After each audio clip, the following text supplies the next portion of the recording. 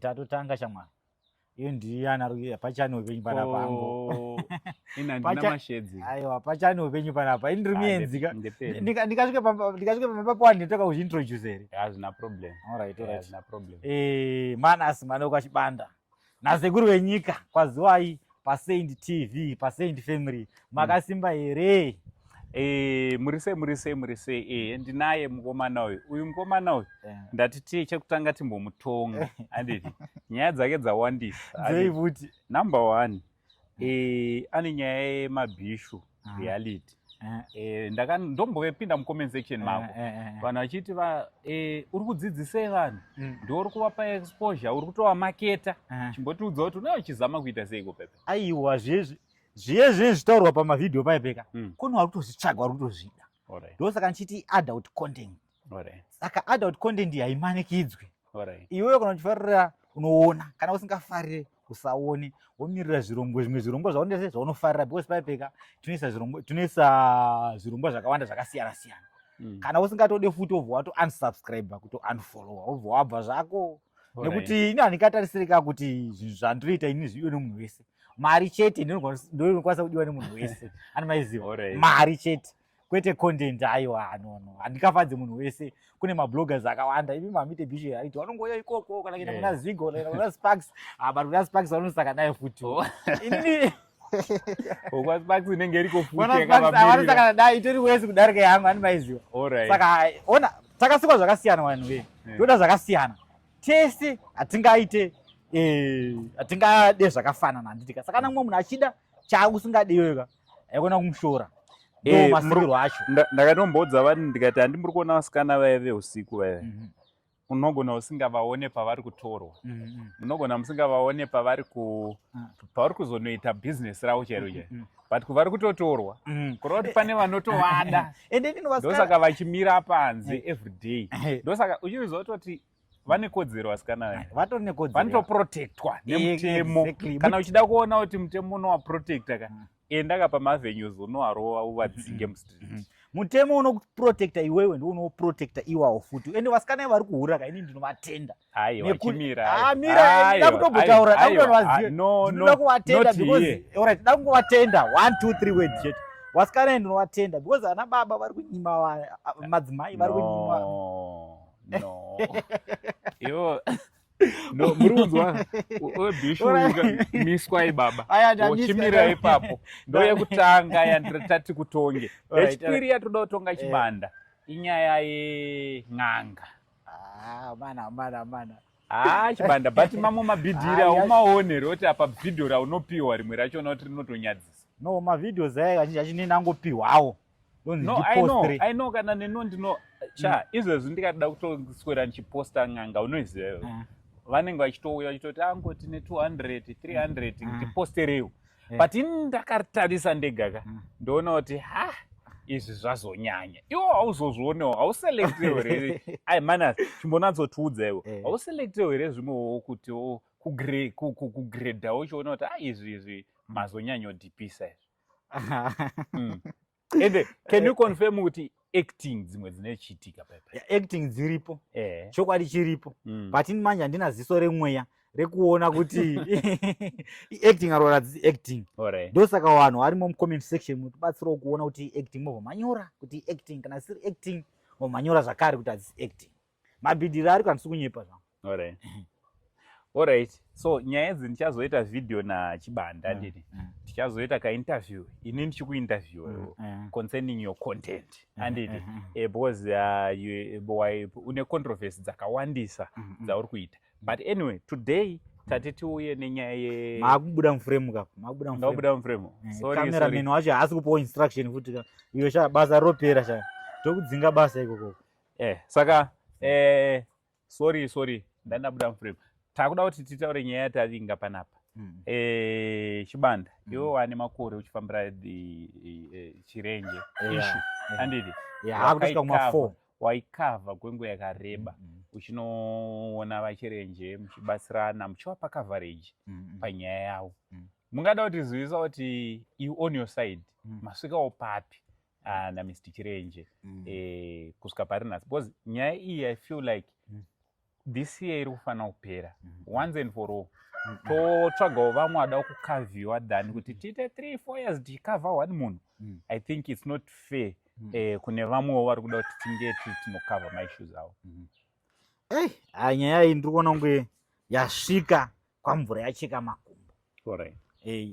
Yasvika nguva yekuti iyo ndakanzwa kuti vachirenje navachipunza vari kuda kugara pasi todiscassa navo pa1 video. Vachirenje vachipa his side of the story, vachipunza vachipa his side of the story. Nekuti wakatarisa for the past 4 years nyaya inge ringobuda one side.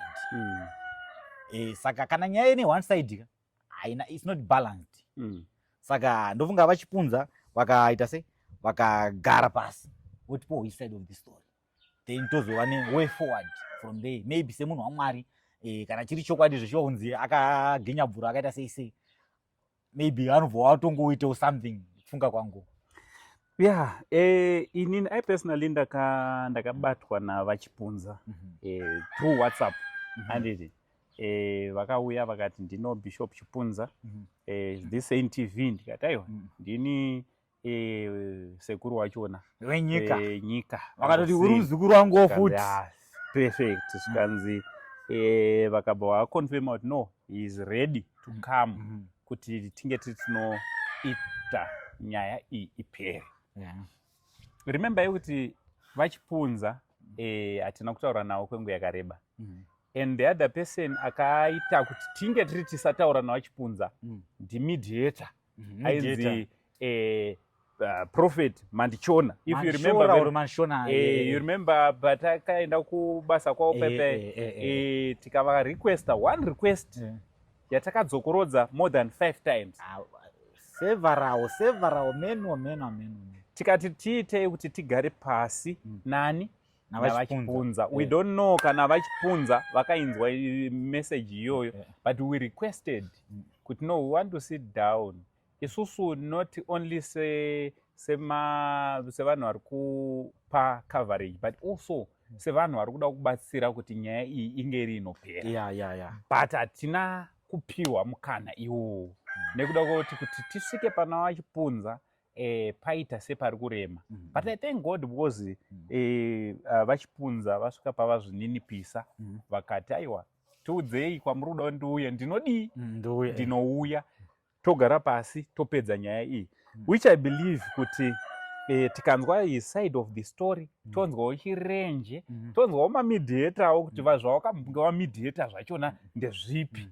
Ko uyu ane zita riri paimba uyu vaDhube vangabatikewo here? Dai zvaigona, dai zvaibvira vaDhube kana muchizoona vhidhiyo rineri muchindinzwawo inini Manasi Manoko achibanda ndiri pamwe chete nasekuru venyika Saint Ango Saint. Tiri kukukumbira ivo vaDhube kuti makavepo zvakare, sezvo muri ndimi mune zita riri pane imba, mouya apawo. Vachipunza apa vari kunzi vacho wakadhoneterwa wouyewo apowo. Ava chirenje wacho wakaita se wakawakawo wouyewo apawo. Togadzirisa nhau iyi. Onai vachirenje vane nguva yakareba vachigare panze. Kana kuri kunzi vari kudzokera mumba muchivatengesera ground sekunzwa kwatakaita movatengesera. Kana kuri kunzi iwo maybe hamusida kuvatengesera ground pamwe mune mari yekuita se yokutengawo structure yavo yekukombenzeta structure mokombenzeta structure zvichidaro. But at the end of the day toda kuti tinge tiri tinova nemagood results anoita kuti all of you and all of us as a country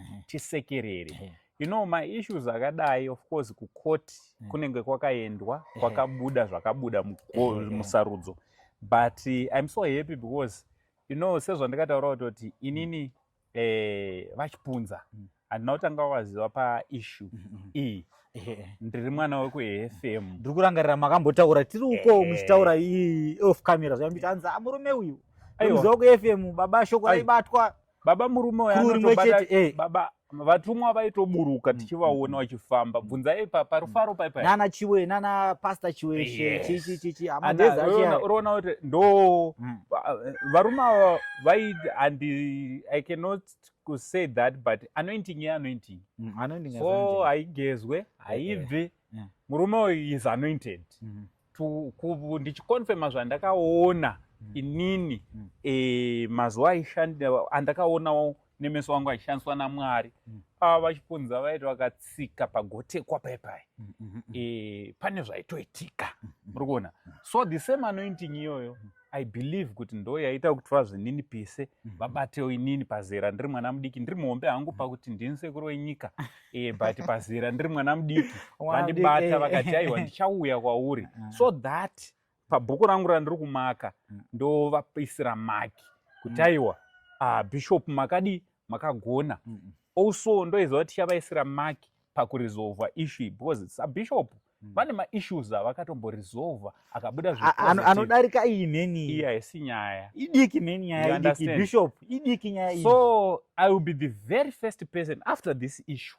I will be the very first person kuenda kucho. I give my word, Bishop, I'm promising this kuti I will be the first person to invite vana chibanda ana Zigo ana Sparks vandorana weseka nema artist. I will be the first person to invite vanhu ivavo kuti handei tinonamata tinopinda church navachipunza after taresolva issue iyi amicably tichitungamirirwa. Ipapo I will be the first person kubva ipapo zvichienda mberi to be saying his grace at the bishop of the Lord. Why? Because this is a test iri pamberi pabishop yekuti vakawina apa even senyika takabatana senyika, people will start to say positive things.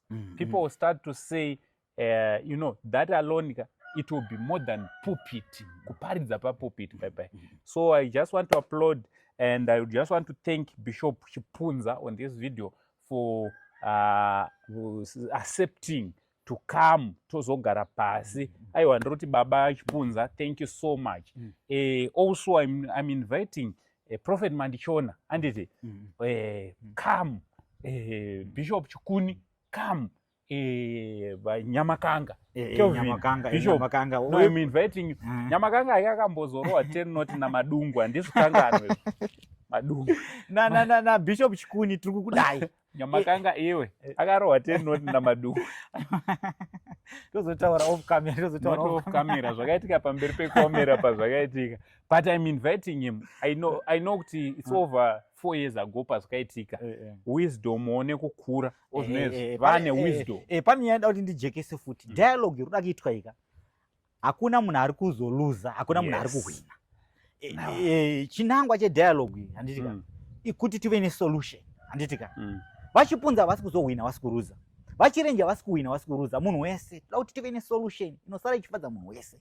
And kutotanga video rino here, let's be respectful. If you love Mr. Chirenje, be respectful.